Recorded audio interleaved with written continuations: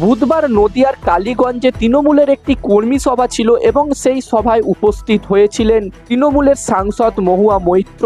এবং এই কর্মী সভা চলাকালীন পার্টি অফিসের বাইরে জাতীয় সড়কে কিছু মানুষ, কিছু জনতা জড়ো হয় বিজেপির পতাকা হাতে নিয়ে, এবং ওই জাতীয় সড়ক থেকে তারা স্লোগান দিতে শুরু করে, মহুয়া মৈত্র হায় হায়, মহুয়া মৈত্র গো ব্যাক। এবং ওই পার্টি অফিসের জানলা দিয়ে তারা মহুয়া মৈত্রকে দেখতে পেয়ে মহুয়া মৈত্রকে লক্ষ্য করে ছোড়া হয় একের পর এক ডিম, এবং ডিমের পাশাপাশি তাকে লক্ষ্য করে কাদাও ছোড়া হয় বলে অভিযোগ। মহুয়া মৈত্র এবং তৃণমূল কর্মীদেরও ঘেরাও করে রাখার অভিযোগ ওঠে, এবং এই সব অভিযোগ তুলে মহুয়া মৈত্র সোশ্যাল মিডিয়াতে, সমাজ মাধ্যমে কিছু ভিডিও আপলোড করে, ফেসবুক লাইভও করে মহুয়া মৈত্র।